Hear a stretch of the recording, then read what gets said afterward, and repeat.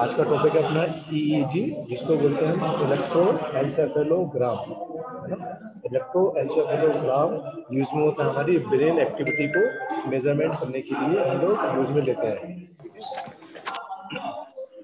जैसे जो ब्रेन की हमारी एक्टिविटी है उनको मेजरमेंट करने के लिए हम लोग यूज में लेते हैं। जैसे आप लोगों ने देखा होगा ईसीजी करते थे, ईसीजी का हमारा मेन रोल था हार्ट एक्टिविटी को मेजरमेंट करने के लिए, हार्ट की एक्टिविटी को मेजरमेंट करने के लिए हम लोग ईसीजी करते थे, ठीक है। यहाँ पर हम करते हैं ईईजी, इलेक्ट्रोएन्सेफेलोग्राम। अब हमारे ब्रेन में कई सारे सिग्नल्स सर होते हैं। बोलो सर बेटा। आपके बैकग्राउंड से बहुत नॉइज आ रही है। एक मिनट।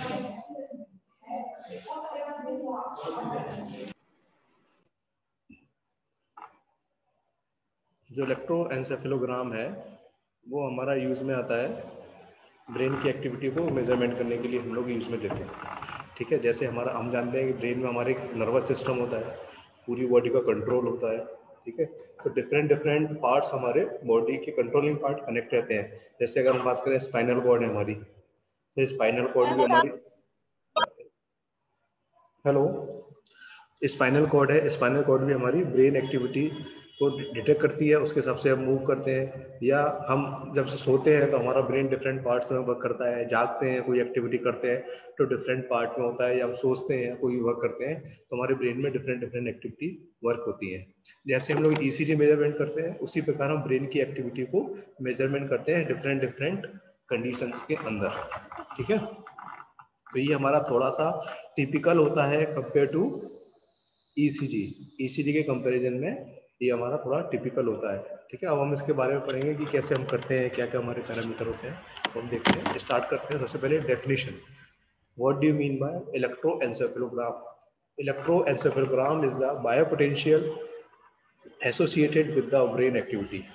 तो ये हमारा एक डायग्राम है जो कि ब्रेन एक्टिविटी को शो कर रहा है, ठीक है। लाइक है ईसीजी वेवफॉर्म, जैसे ईसीजी वेवफॉर्म मिलती है ना, उसी के रिस्पेक्ट में ये हमें डायग्राम मिल रहा है। सेकंड है ईसीजी, जो हमें होता है कि वो हमें ईजी हमें बताता है कि हम जो ब्रेन की एक्टिविटी को मेजर कर रहे हैं, तो इसमें ये कोई जरूरी नहीं है कि हमारा बॉडी फिक्स रहे, मूवेबल भी हो सकती है, या हम बॉडी को हेड पोजीशन को एक जगह फिक्स करने की रिक्वायरमेंट नहीं है, हम इजीली डिटेक्ट कर सकते हैं, ठीक है। इजीली हम उसको डिटेक्ट कर सकते हैं। तो यहाँ पर हम देखें तो EEG is not only mode that does not require the head body to be fixed। इसमें उसको फिक्स करने की कोई भी रिक्वायरमेंट नहीं है। हम इसको जो मॉनिटरिंग करते हैं ब्रेन के फंक्शन को, या जो भी हमारी कंडीशन होती है नॉर्मल फंक्शन या कोई भी वर्क प्लेस में जो भी एक्टिविटी हो रही है उसको मेजरमेंट करने के लिए हम यूज में लेते हैं, ठीक है। ये हमारा एक डायग्राम है ईसीजी हम लोग कैसे मेजरमेंट करते हैं, और ये हमारे इलेक्ट्रोड का डायग्राम है। तो अगर हम देखें तो हमने क्या किया, हेड के ऊपर एक कैप टाइप में हमने हेड के ऊपर रखा हुआ है, उसके ऊपर हमारे कई सारे सेंसर या हम बोले इलेक्ट्रोड लगे हुए हैं, जो कि लीड वायर के थ्रू ब्रेन की एक्टिविटी को मेजरमेंट करके हमें सिग्नल सेंड करते हैं। तो ये हम जो इलेक्ट्रोड लगाते हैं वो हम डिफरेंट डिफरेंट पोजीशन पर लगाकर डिटेक्ट कर उनको मेजरमेंट करते हैं, ठीक है। तो अभी वो आगे देखेंगे इलेक्ट्रोड हमारे अल्फा बीटा गामा 3 प्रकार के हम इसमें फ्रिक्वेंसी यूज में लेते हैं, तो वो अब आगे देखेंगे। बाकी जो जनरल डायग्राम है कि हम करते कैसे हैं, तो ईईजी हम इस प्रकार ब्रेन की एक्टिविटी को मेजरमेंट करते हैं with the help of electrode. Electrode के साथ हम इनको मेजरमेंट करते हैं। सब जानते हैं इलेक्ट्रोड का फंक्शन क्या है, कि बॉडी के अंदर जो आयनिक पोटेंशियल है उसको हम करंट पोटेंशियल में कन्वर्ट करके वैल्यू को मेजर करते हैं। Excuse me sir. हाँ बोलो बेटा। सर इसका कोई साइड इफेक्ट होगा हमारे हेड पर? नहीं, साइड इफेक्ट बहुत कम है कंपेयर टू एमआरआई या सीटी स्कैन। उसमें हमारे साइड इफेक्ट जाता है, क्योंकि उसमें हम क्या करते हैं कि हम पेशेंट के ऊपर जो मैग्नेटिक फील्ड इंड्यूस करते हैं, तो मैग्नेटिक फील्ड हमारी बॉडी को हार्मफुल होती है जनरली, है ना। इसमें हम मैग्नेटिक फील्ड इंड्यूस नहीं कर रहे हैं, with the help of electrode connecting wire के थ्रू मेजर कर रहे हैं ब्रेन की एक्टिविटी को। क्योंकि हमारे पास जो ब्रेन में अगर हम बात करें जो फ्रिक्वेंसी है वो थोड़ी ज़्यादा हाई होती है, और बाकी रिमेनिंग पार्ट में थोड़ी लो फ्रिक्वेंसी होती है, तो वहाँ हमें मेजरमेंट करने की प्रॉब्लम आती है। यहाँ हम थोड़ा इजी वे में डिटेक्ट कर सकते हैं, हल्का सा ये है। बाकी कोई ना कोई अगर हम बॉडी में कोई ना कोई एक्सपेरिमेंट करेंगे या कोई मेजरमेंट करेंगे तो थोड़े बहुत हार्मफुल इफेक्ट तो हर चीज़ के हैं। जैसे हम ईसीजी करते हैं तो ईसीजी का हार्मफुल इफेक्ट क्या है, अगर हम आइस के आसपास करते हैं तो हमारी आई साइट वीक हो सकती है, मे बी डिस्ट्रॉय भी कर सकता है ना। तो हम उसे आंखों के पास या सिर के पास ईसीजी नहीं करते हैं, तभी तो हम सीटी स्कैन वगैरह करते हैं, जिससे हमारा उसका इफेक्ट कम से कम रहे। बाकी कर तो सकते थे, ईसीजी भी कर सकते थे, नहीं कर सकते थे, है ना, कर सकते थे, लेकिन वो उसी को जो हमारे बॉडी में जहाँ हार्मफुल इफेक्ट डालते हैं तो हम दूसरा मेथड लाए जिससे हम वही चीज मेजरमेंट कर सकें अदर मेथड से जो बॉडी को कम हार्मफुल हो। नेक्स्ट है basic physics of EEG and dipoles. तो बेसिक फिजिक्स क्या है, जैसे हमारे पास फिनोमेना है, जैसे पॉजिटिव चार्ज और नेगेटिव चार्ज है, तो हमारा क्या होगा, जो भी करंट फ्लो होगा वो लोकल लूप्स के अंदर ही हमारा प्रोड्यूस करेगा। तो हम क्या कर रहे हैं कि यहाँ पर भी हम जो कनेक्शन प्रोवाइड कर रहे हैं तो उसमें हम लोकल करंट को भी फ्लो कराते हैं। तो when the neurons are activated, जब हमारे न्यूरॉन्स एक्टिवेट होते हैं, लोकल करंट आर प्रोड्यूस। में लोकल करंट क्या होता है, प्रोड्यूस होता है, जो कि हम मेजरमेंट करते हैं EEG measurement current that flow during the excitation. जैसे कोई बॉडी कोई भी वर्क प्ले करेगी, जैसे हम सोच ही मतलब हम सोच ही रहे हैं तो कोई ना कोई एक्साइटेशन बॉडी के अंदर होगा, तो हमारे बॉडी के अंदर कोई ना कोई चेंजेस होंगे, डेंड्राइट्स उनको डिटेक्ट करेगी और वो इन्फॉर्मेशन न्यूरॉन्स के थ्रू जाएगी। तो जो भी चेंजेस होंगे उनको हम मेजर कर रहे हैं with the help of dipoles या जो इलेक्ट्रोड लगा रहे हैं उसकी मदद से। ठीक है, तो जो भी पोटेंशियल डिफरेंस क्रिएट हो रहा है, तो potential difference are caused by some post electric potential from the paramedical cells that create dipoles between the soma and apical dendrites. तो हमारी जो दो तरह की डेंड्राइट्स होती है, इनको सोमा बोलते हैं, इनको एपियल डेंड्राइट्स बोलते हैं। तो उनके बीच में जो भी पोटेंशियल डिफरेंस होता है तो उसको हम कैलकुलेट कर लेते हैं या मेजर कर लेते हैं। ये हमारा वेवफॉर्म है, जैसे हमने ईसीजी में वेवफॉर्म पढ़ी थी उसी प्रकार हमें वेवफॉर्म मिलती है ईईजी में। ठीक है, तो इलेक्ट्रोएन्सेफेलोग्राम ब्रेन एक्टिविटी को हम मेजरमेंट कर रहे हैं डिफरेंट डिफरेंट पैरामीटर पे। यहाँ पर ना अल्फा, बीटा, थीटा और डेल्टा फ्रीक्वेंसी यहाँ पर लिखी हुई है। तो हम देखें तो डिफरेंट डिफरेंट पोजीशन लिखी हुई है मैंने, है ना, कि हम जब डिफरेंट डिफरेंट पोजीशन में वर्क कर रहे हैं उस समय हमारी ब्रेन एक्टिविटी, या हम बोले हमें आउटपुट वेवफॉर्म किस वे में मिलेगी, या हम बोले फ्रीक्वेंसी रेंज उस समय हमारी कितनी होंगी। तो उन फ्रीक्वेंसी रेंज के बेस पर हमने उनको डिवाइड कर दिया, उनका नाम दे दिया अल्फा, बीटा, थीटा, डेल्टा, है ना। और वो हमारी डिफरेंट टाइप्स के एक्टिविटी हो गई, जैसे हम स्लीपिंग एक्टिविटी में, डीप स्लीपिंग एक्टिविटी में, अवेक की पोजीशन में, या अवेक स्थिति में कोई वर्क कर रहा है। जैसे हम सो के सुबह उठते हैं ना, कभी सपना देखते हो तो आपको सोच रहे होते हैं, कभी कभी आप सो के उठते हो तो हम कुछ भी नहीं सोच रहे होते। तो अवेक स्थिति में दो प्रकार की पोजिशन हो गई, awake in resting and awake with mental activity, है ना। तो अगर हम बात करें कि नॉर्मली अगर कोई ह्यूमन अवेक हुआ है और मेंटल एक्टिविटी कर रहा है, मतलब कोई भी सोच रहा है किसी के बारे में, मान लो कोई सपना आया है, या मान लो आपका एग्जाम है तो आप एग्जाम के बारे में सोच रहे हो, या कोई भी आपको इंपॉर्टेंट काम करना है आप उसके बारे में सोच रहे हो, तो हमारा ब्रेन एक्टिव पोजीशन में आ गया, मतलब हम तो हमारे न्यूरॉन्स क्या होंगे, एक्टिव हो जाएंगे, है ना।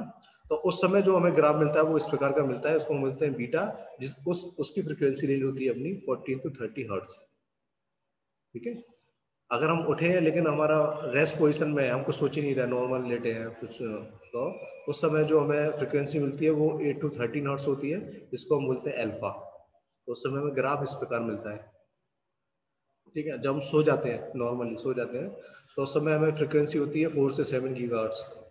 ठीक है, उसको थीटा बोलते हैं। और जब गहरा सो जाते हैं सबसे लोएस्ट फ्रीक्वेंसी होती है उस समय, तो 3.5 हर्ट्ज से लेस देन, तो उसको बोलते हैं डेटा। तो हम ब्रेन हमारा कोई भी एक्टिविटी नहीं कर रहा, न्यूरॉन्स हमारे बहुत कम एक्टिव पार्ट कर रहा है। तो ये ग्राफ है कि हमारी पोजीशन को बता रहा है कि डिफरेंट डिफरेंट पोजीशन में हमारी बॉडी या न्यूरॉन्स किस प्रकार एक्टिवली पार्टिसिपेट कर रहे हैं, तो उस समय उनकी फ्रीक्वेंसी लेवल क्या है। जनरली ईईजी वेवफॉर्म होती हैं वो हमारी कॉम्प्लेक्स होती हैं, डिफिकल्ट होती हैं रिकॉग्नाइज करने में कंपेयर टू ईसीजी। ईसीजी के रिस्पेक्ट में अगर हम उसको बात करें थोड़ा टिपिकल होता है उसको मेजरमेंट करने के लिए। A sample of the EEG waveform जो अभी मैंने आपको फिगर में दिखाई हुई है, इसमें हम क्या करते हैं, इलेक्ट्रोड को रखते हैं, लोकेट करते हैं सरफेस के ऊपर स्कल्प के पास। ठीक है, तो हम डिफरेंट, मैंने अभी एक डायग्राम में दिखाया था कि हम डिफरेंट डिफरेंट इलेक्ट्रोड को प्लेस कर रहे हैं और फिर वो वहाँ से इंफॉर्मेशन को गैदर करके आपको दे रहा है। ठीक है, तो इसमें हम देखें तो it may be noted that the awake and the alert signal frequency are very high.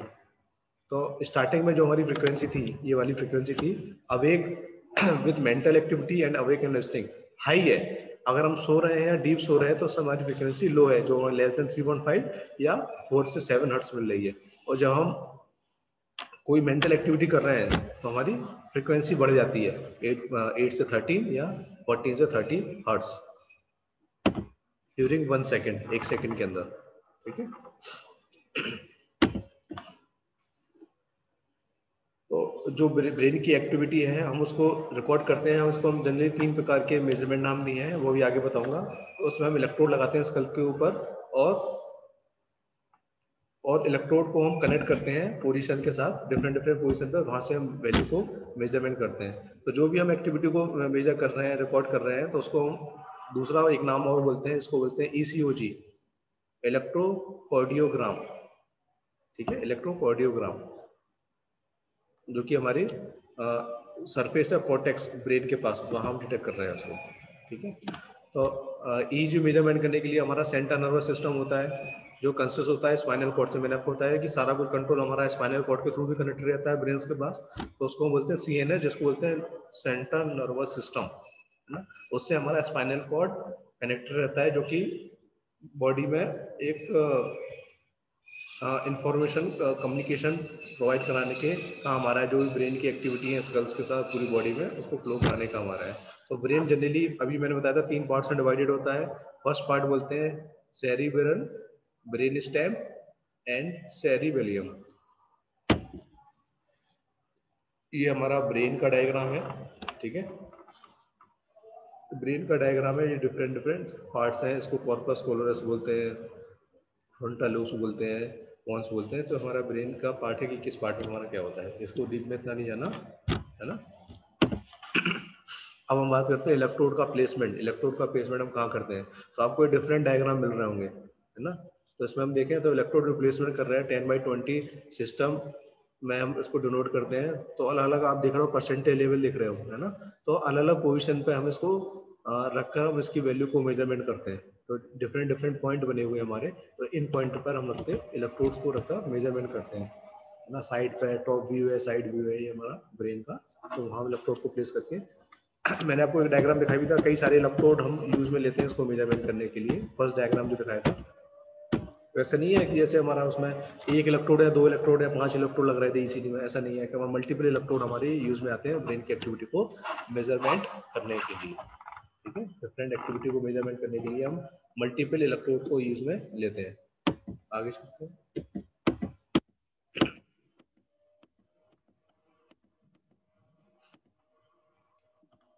जो हमारे इलेक्ट्रोड होते हैं वो हमारे अब हमारे बॉडी के अंदर सिग्नल मिलते हैं, तो कई प्रकार की एक्टिविटी परफॉर्म कर रहा होता है। ठीक है, तो इसमें हमारे बोले न्यूरॉन्स होते हैं, वो डिफरेंट एक्टिविटी को मेजरमेंट करते हैं। तो कुछ सिग्नल तो हमारे लो फ्रिक्वेंसी के होते हैं, कुछ हाई फ्रिक्वेंसी के होते हैं। तो बॉडी के सिग्नल को एम्पलीफाई करने के लिए हम लोग सिग्नल कंडीशनिंग लगाते थे जनरली, जो हमने इक्विपमेंट पढ़ा था, है ना।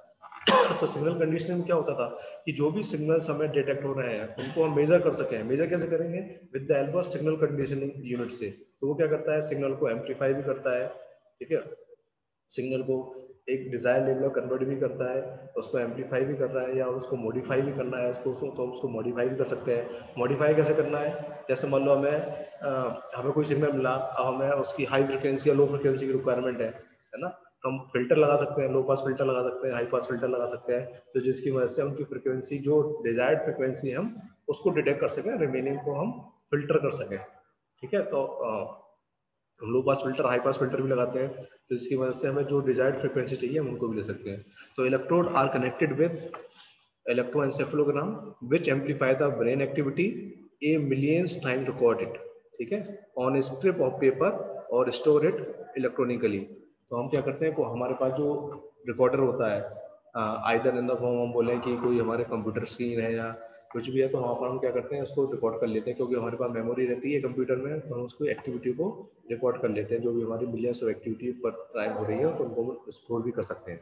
ठीक है, EEG पोटेंशियल जो हमें इंफॉर्मेशन देता है ब्रेन की एक्टिविटी के बारे में, पूरी इंफॉर्मेशन देता है कि उसका किस प्रकार का पैटर्न जनरेट हो रहा है, उसकी कैरेक्टरिस्टिक फ्रिक्वेंसी क्या है, या ब्रेन की एक्चुअल स्थिति क्या है कि ब्रेन एक्टिव पार्ट में है कि नहीं है, या कोई उसमें प्रॉब्लम क्रिएट हो गई, या क्लॉट क्रिएट हो गया है, या कोई न्यूरॉन्स वर्क नहीं कर पा रहा है, तो वो इलेक्ट्रोड के द्वारा हमें सारी इन्फॉर्मेशन मिल जाती है कि अभी वो ब्रेन की पोजिशन किस एक्टिव पार्ट में है।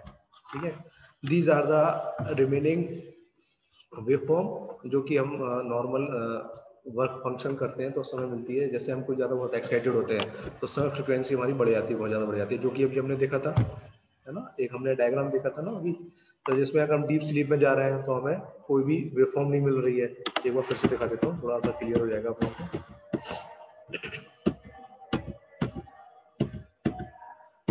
ये है ना, तो जैसे हम डीप स्लीप में है तो फ्रिक्वेंसी हमारी क्या हो गई, कम हो गई।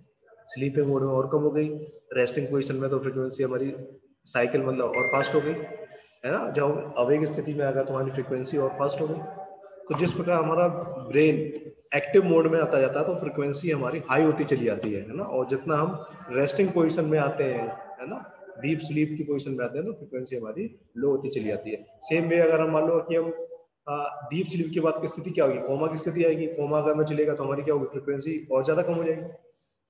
तो जो फ्रिक्वेंसी मिल रही है हम उससे डिसाइड कर रहे हैं कि बॉडी में क्या फंक्शन परफॉर्म हो रहे हैं, है ना। तो अब मैं तो करंट स्लाइड से उस पे आ रहा हूँ, सॉरी। ये देखें, जैसे हम एक्साइटेड मोड में है तो फ्रिक्वेंसी हमारी क्या हो गई, हाई हो गई, है ना। फ्रिक्वेंसी हमारी क्या हो गई, हाई हो गई। रिलैक्स मोड में फ्रिक्वेंसी थोड़ी और लेस हो गई, ठीक है। रोएसी मोड में और कम हो गई। एस स्लीप मोड में, ठीक है, तो उसमें फ्रिक्वेंसी थोड़े चेंजेस आ गए। डीप स्लीप में फ्रिक्वेंसी और चेंजेस आ गई। कोमा में चलेगा तो क्या हुआ, फ्रिक्वेंसी हमारी और कम आ गई, है ना। इसका मतलब ह्यूमन बॉडी प्रॉपर तरीके से रिएक्ट नहीं कर पा रही है उसमें, मतलब कि कहीं ना कहीं हम जो स्लीप पोजिशन से हमारी फ्रिक्वेंसी और ज्यादा कम हो गई। इसका मतलब हमारा ब्रेन एक्टिव मोड में नहीं है, वो रिकॉग्नाइज नहीं कर पा रहा है न्यूरॉन्स को, है ना। जिससे हमें जो फ्रिक्वेंसी या पोटेंशियल सिग्नल मिल रहे थे वो हमें प्रॉपर सिग्नल नहीं मिल पा रहे हैं। तो फिर हम क्या कोमा की पोजीशन में आ गए जहां हमारी ब्रेन प्रॉपर एक्टिव काम नहीं कर रहा है, ठीक है। This is again frequency chart. EECG में हमें कौन कौन सी फ्रिक्वेंसी कितने बैंड पे हमारी मिल रही है। तो जो भी हमारी ईईजी रिदम है वो कोरिलेटेड है डिफरेंट बात करें लेवल से। जैसे अटेंटिव पोजीशन में है, स्लीपिंग पोजीशन में है, वॉकिंग स्टेट में है, सीजिंग स्टेट में है, कोमा में है, किस प्रकार है। तो जब गामा बैंड हमें मिलता है उसकी फ्रिक्वेंसी रेंज होती है हमारी 20 से 60 हर्ट्ज। बीटा बैंड है हमारा 14 टू 20 हर्ट्ज। अल्फा बैंड है हमारा 8 टू 13 हर्ट्ज। थीटा बैंड है 4 से 7 हर्ट्ज। और डेल्टा हमारा लेस देन 4 हर्ट्ज से, जो अभी हमने पहले पढ़ा था। तो गामा बैंड में जो है फ्रिक्वेंसी मिल रही है वो फ्रिक्वेंसी मिल रही है 20 से 60 हर्ट्ज में, ठीक है। 20 से 60 हर्ट्ज में गामा बैंड मिल रही है। बीटा बैंड को हम क्या बोलते हैं, ठीक है, अवेक पोजीशन में है with mental activity. Alpha mode को हम क्या बोलते हैं, अवेक पोजीशन में है but it is resting position. Theta mode में क्या बोलते हैं कि हम जस्ट स्लीप हुए हैं। और डेल्टा पोजीशन हमारी कहलाती है कि हम गहरी नींद में सो रहे हैं, डीप स्लीप की पोजीशन में। तो these are the various frequency level जो कि हमें ईईजी वेवफॉर्म के करस्पॉन्डिंग टाइम्स में हमें इनकी वैल्यू हमें मिलती है, ठीक है। तो ये अगेन फ्रिक्वेंसी बता रहे हैं कि भाई डेल्टा में हमें कौन सी पोजीशन मिलती है, कितने टाइम पीरियड में मिल रही है, अल्फा में कितने मिल रही है, बीटा थीटा में कितनी मिल रही है। तो जो हमारी फ्रिक्वेंसी है तो वो हमें बता रही है हायर फ्रिक्वेंसी जो भी हमारी एक्टिव प्रोसेसिंग है आइदर रिलेटिवली और डीसिंक्रोनाइज एक्टिविटी बता रही है कि हमारी बॉडी किस पोजीशन में है। सेम थिंग है कि अलर्ट है, वेकफुल फुलनेस में है, कि ड्रीम स्लीप की पोजीशन में है, हम किस पोजीशन में है। तो ये हमारा उस फ्रिक्वेंसी लेवल को बता रहे हैं और सिर्फ किस सेकंड में हम वैल्यू को कैलकुलेट कर रहे हैं, ठीक है। एक minute.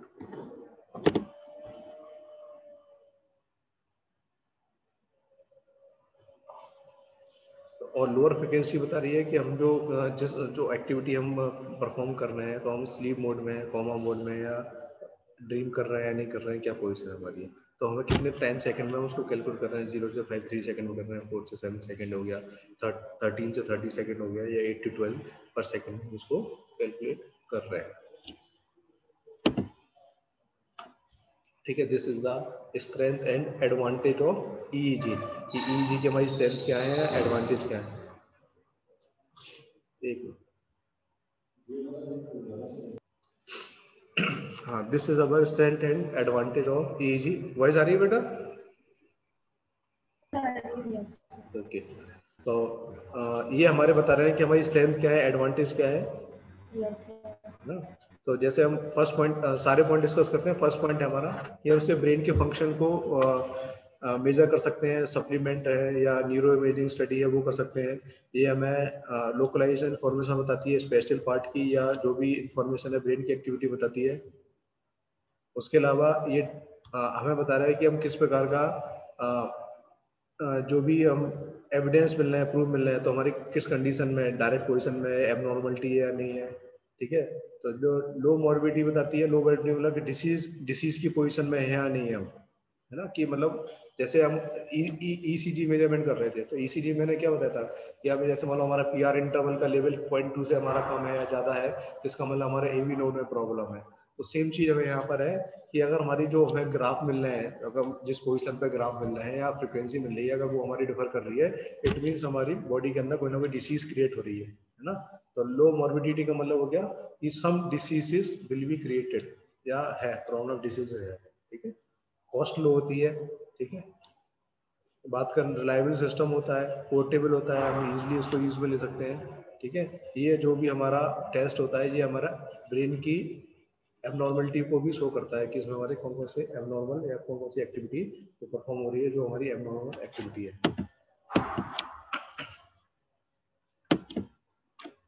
This is the limitation and advantage, कि इसकी लिमिटेशन क्या है या एडवांटेज क्या है।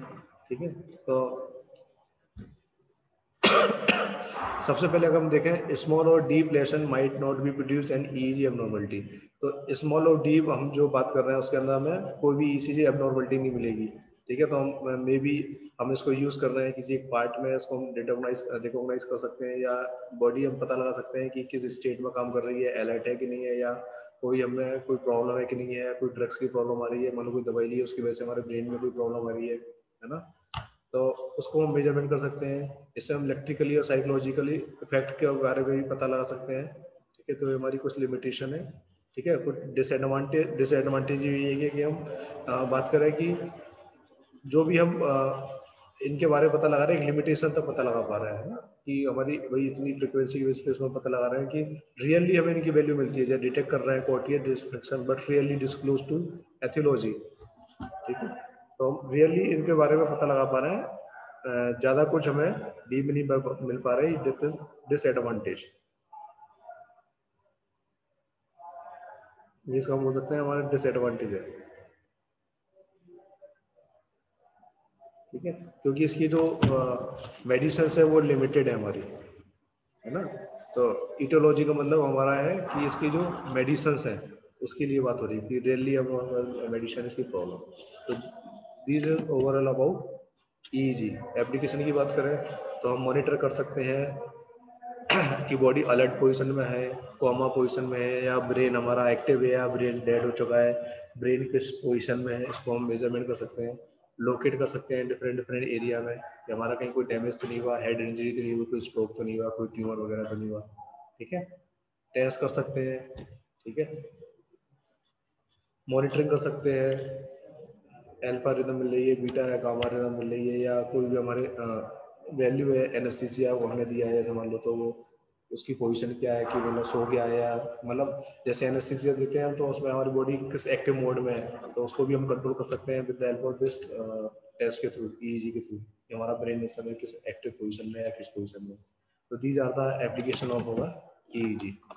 ठीक है, नेक्स्ट है इन्वेस्टिगेट कर सकते हैं लोकलाइज ओरिजिन की, कि कहाँ पर प्लेस्ड है, या बॉडी के या ब्रेन के अंदर या बॉडी के अंदर ड्रग्स का क्या इफेक्ट हुआ है जो दवाइयाँ ली हैं, या मॉनिटर कर सकते हैं कि हमारा ब्रेन किस पोजीशन में है।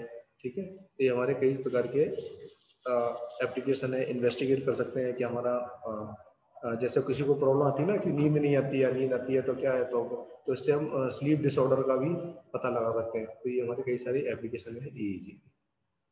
ठीक है, क्लियर है।